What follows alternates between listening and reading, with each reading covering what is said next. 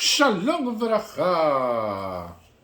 Vamos a continuar con el ciclo de lectura y estudio de la Torah en nuestro año 5783 para Shadzav, y además es Shabbat Agadol, el Shabbat grande, el Shabbat importante previo a la festividad de Pesach.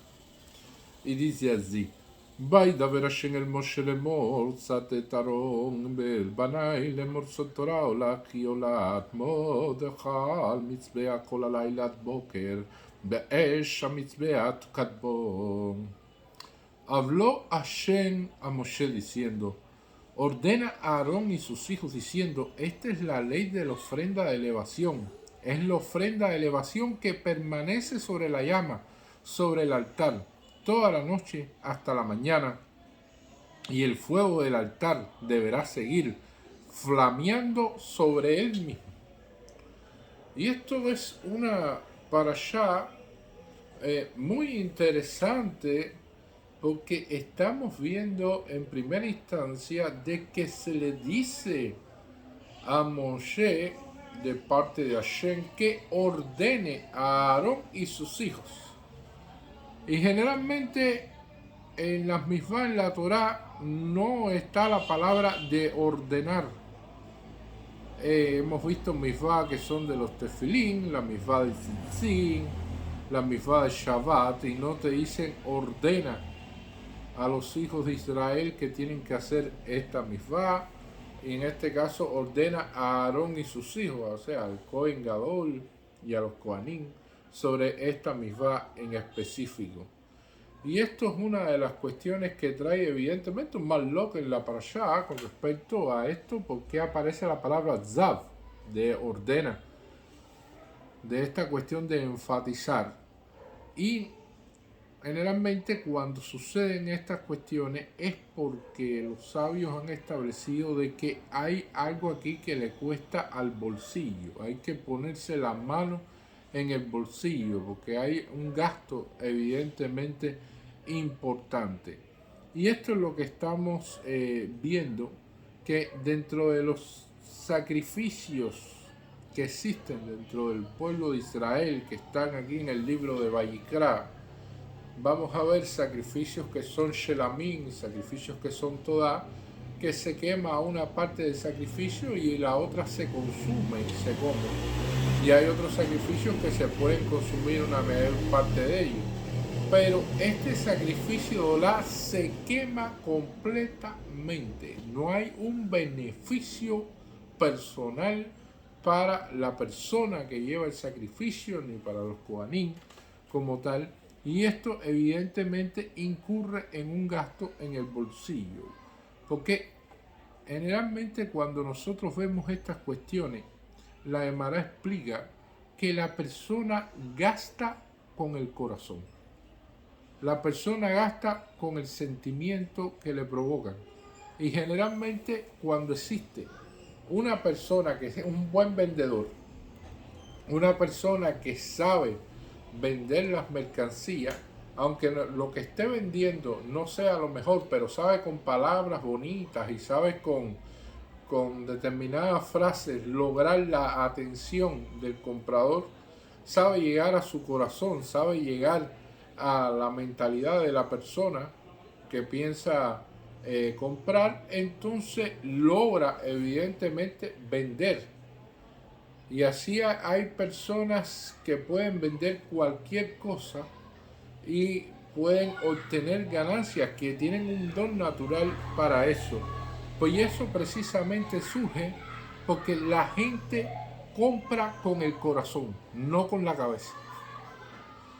Y compra y muchas veces cosas que no le son ni tan siquiera necesarias, pero está hecho por el corazón. Y compra cosas que no realmente no las necesita. Y esto es un elemento fundamental que vamos a ver, que el gasto que existe por emoción. Y la Gemara explica que, por ejemplo, en un día de ayuno público no mandes a tu esposa al mercado a comprar, porque ese día, como es de ayuno, si en vez de comprar algo que compraba uno o dos, va a querer comprar 5 de esa cuestión, porque en la mente ya va que es ayuno ese día, es un ayuno menor, la persona tiene hambre, la persona tiene esa cuestión psicológica y por lo tanto va a gastar lo que generalmente no gasta. Por lo tanto, en la Gemara los sabios dijeron, ese día de ayuno no mande a la esposa a comprar al mercado, porque sencillamente va a comprar más de lo habitual, va a acabar con todo el dinero. Y esto es una de las cuestiones que estamos viendo aquí, y tanto es así de los gastos emocionales, que muchas veces vemos que en otros países cuando se prepara un bar mitzvah, la persona decide, bueno, para que sea un buen bar mitzvah, tenemos que ponerte un traje que sea muy caro, una fiesta en un lugar muy caro, un buffet con todas las cosas que sean exquisiteces, únicas. Y sin embargo, cuando se habla, por ejemplo, de qué tipo de talí usar, no, el de poliéster es más barato. ¿Qué tipo de tefilín? Bueno, para los ignorantes, aquellos que dan en Tel Aviv de 2x1, que tiene uno para la cabeza y otro para el brazo, sin saber que los tefilín evidentemente conforman estas dos piezas y que entonces lo venden de la calidad más inferior, porque es más barato. Sin embargo, la persona debería invertir en el mejor talí que va a usar diariamente, que es su vestimenta espiritual, en el mejor tefilín que va a usar prácticamente todos los días, exceptuando Shabbat, Yom Tov y Hol Moed, que no lo usamos, pero en el resto de los días que lo usamos. Entonces, si es algo que vas a usar diariamente y que son las vestimentas espirituales, entonces ¿por qué no escoger lo mejor? Porque la gente gasta por emoción y gasta por lo que los otros dirán. Y es parte de la emoción también. Es parte de lo que los otros dirán, de lo que los otros mostrarán.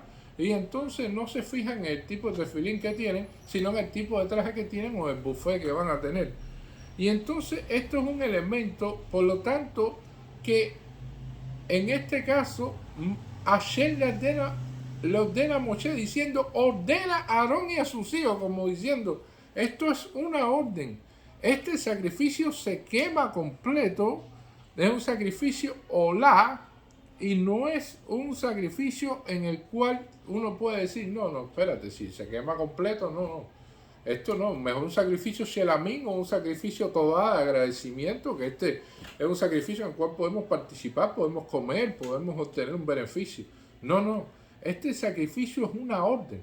Y esto es específico aquí en la Torá, por eso aparece la palabra Zav.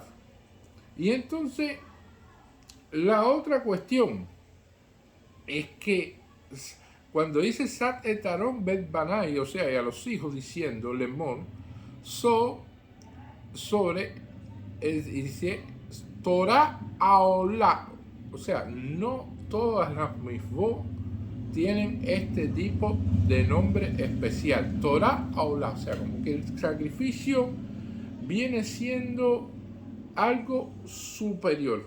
Esto es un elemento fundamental que vamos a ver aquí como si fuera toda la Torá, como si fuera una cuestión que tiene íntegro las cuestiones de la Torá. Nosotros sabemos que los Kohanim son los más rápidos que existen dentro del pueblo de Israel.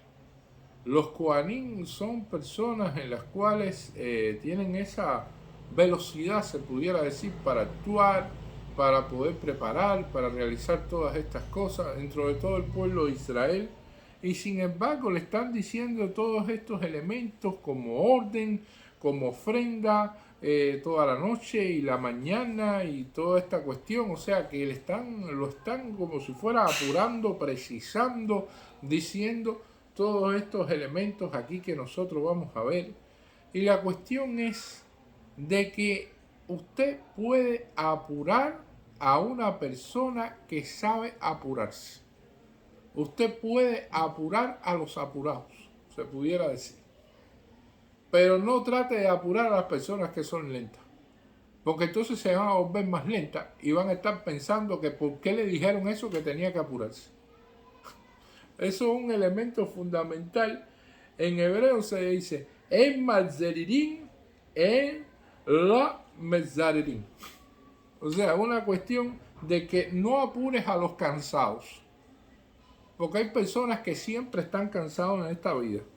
Que tú le preguntas, por la mañana estoy cansado, en mediodía están cansados, por la noche están cansados y en todas horas están cansados. Entonces, ¿cuándo descansan?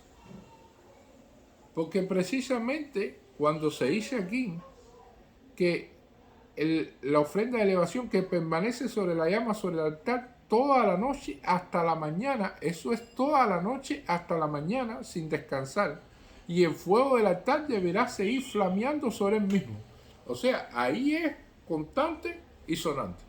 No puede existir descanso. Y eso significa un nivel de exigencia altísimo. Y evidentemente los Kohanim están a la altura precisamente de este trabajo. Por lo tanto, se le puede hablar de esta manera.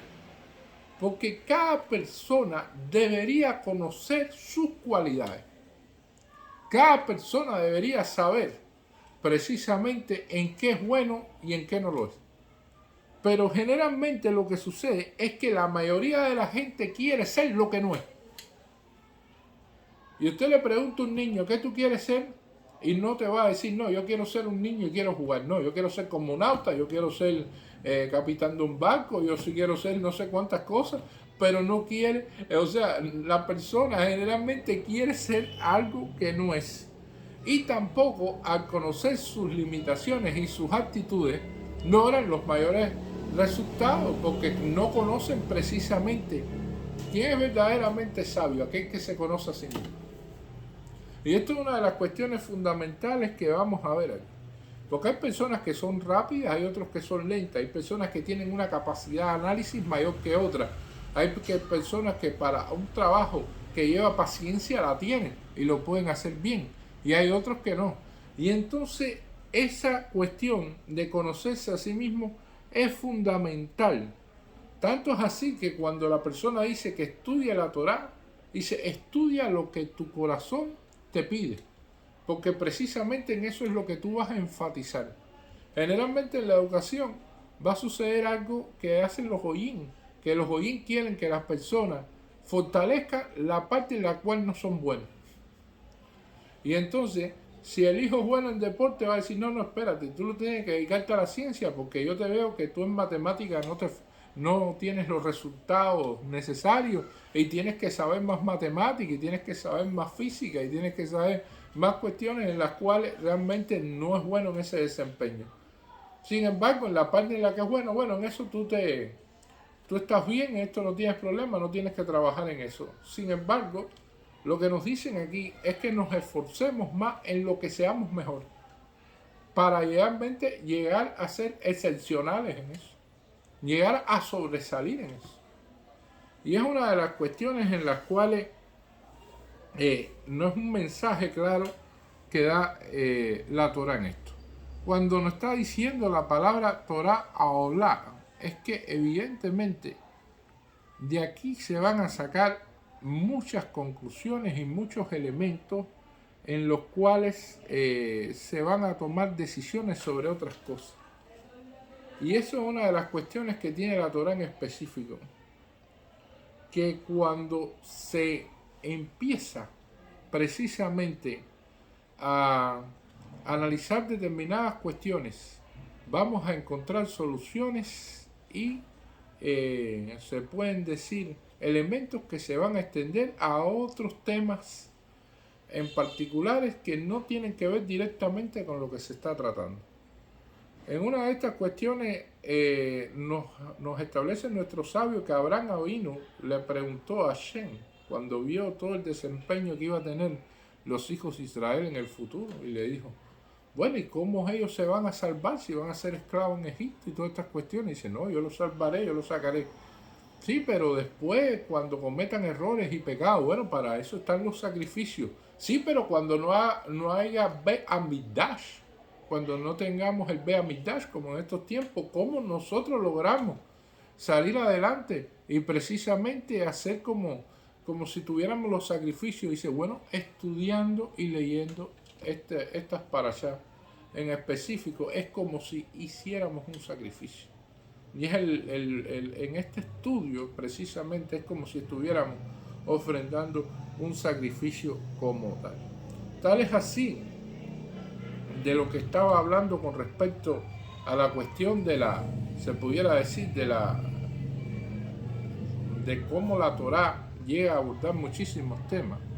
Que por ejemplo, cuando nosotros prendemos las velas del Shabbat, decimos la bendición, Lealir Ner Shel Shabbat Kodesh, y la prendemos el viernes. O sea, las velas del Shabbat se prenden el viernes, 18 minutos ante la Shekiah, Jerusalén 40 minutos. Y entonces, cuando estamos viendo eso, la persona está prendiendo la vela del Shabbat, Shel Shabbat, antes del Shabbat. Y entonces, pero estás diciendo que es vela del Shabbat. Y entonces, ¿cómo sabemos? O sea, ¿cómo se explica de que se puede hacer así, que se pueda decir la bendición así directamente como si fuera el Shabbat? Para eso hay que estudiar la Gemara, llegar a un masaje en Baba Kama y explicar que cuando alguien prende un fuego es como si disparara una flecha. Y así alguien que prende un fuego en una casa, como lo especifica en Baba Kama, y ese fuego es como si fuera una flecha, el fuego se puede extender. Y ese fuego puede quemar 2 casas más para allá, Barminan, Hasbashalom. Y entonces, cuando ocurre eso, la persona tiene responsabilidad material sobre el fuego que existió en las otras casas, porque él fue el creador de él. Y fue como una flecha que disparó porque se extendió hacia los otros lugares. Por lo tanto, cuando usted prende una vela el viernes en la tarde, y esa vela queda extendida y prendida y llega el Shabbat, es como si hubiera prendido la vela precisamente en Shabbat sin haberla prendido. Porque precisamente es una extensión, es como si fuera una flecha que se disparó y que se dispara en el tiempo que esté prendida. Y entonces, por lo tanto, la bendición es válida para que sea Ner Shel Shabbat Kodesh. Y esto es uno de los elementos fundamentales y viene de un caso en específico de un fuego en una casa en un masaje de Baba Kama. Así es como se ve que cuestiones que son Torah Aolá, o sea, cuestiones en las cuales son Torah, en la cual se transmite muchos elementos a tener en cuenta precisamente a partir de otro elemento que estamos viendo como tal en la Torah, y así es como lo establece la Gemara.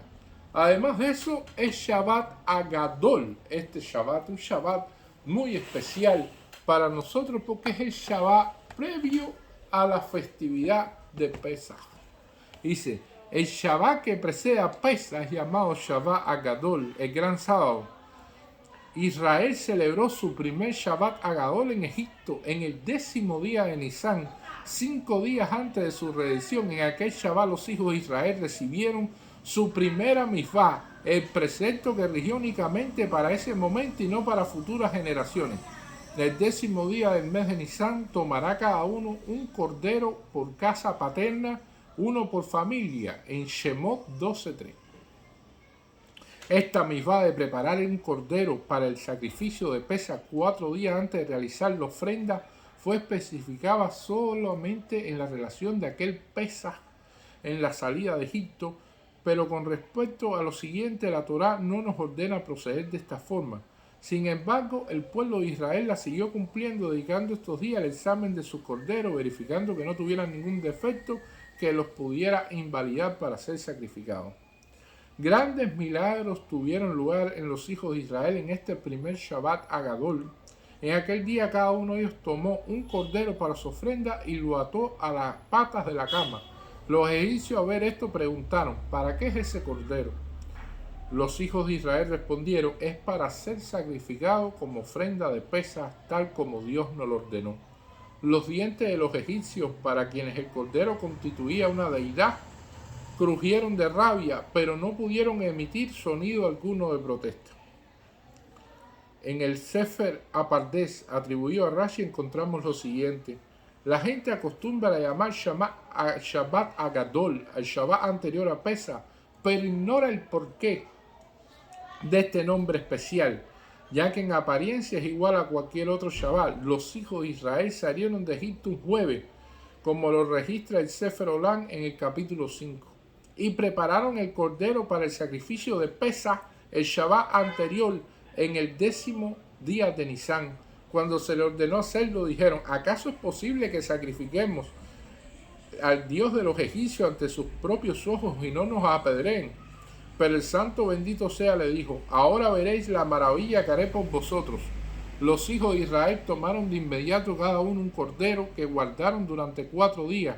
Cuando los egipcios vieron esto, quisieron alzarse en su contra y tomar venganza, pero fueron azotados por todo tipo de males y no pudieron dañar a los hijos de Israel.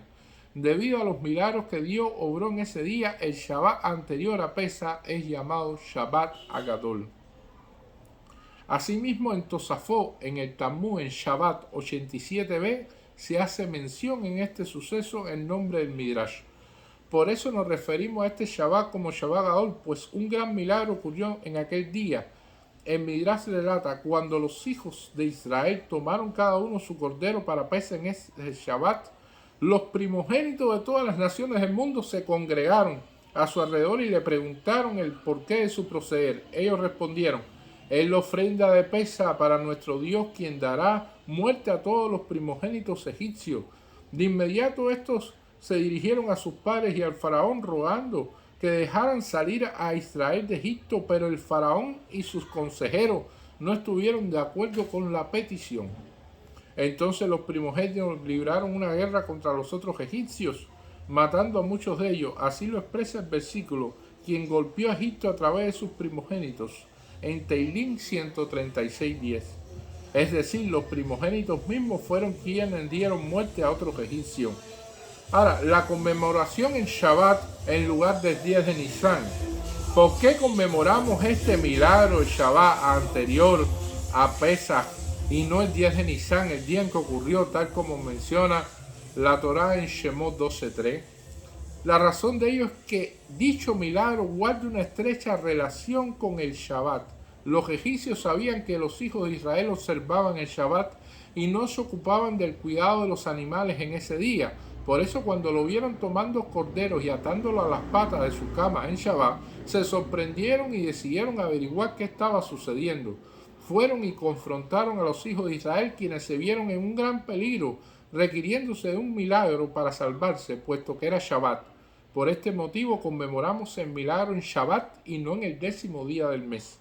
Además de no haber sido en Shabbat, los hijos de Israel no podrían haber necesitado un milagro para ser salvados, pues habrían podido persuadir a los egipcios distrayendo su atención hacia otro asunto o inventando cualquier tipo de justificación. Sin embargo, al ser Shabbat no podían actuar así, ya que, como dijeron nuestros sabios, aún el ignorante tiene temor al Shabbat y no miente en este día. Por lo tanto, en tales circunstancias sus vidas corrían peligro, siendo necesario un milagro para salvarse. Y esto es uno de los elementos fundamentales por lo cual celebramos este Shabbat Agadol en todo el pueblo de Israel. Muchísimas gracias.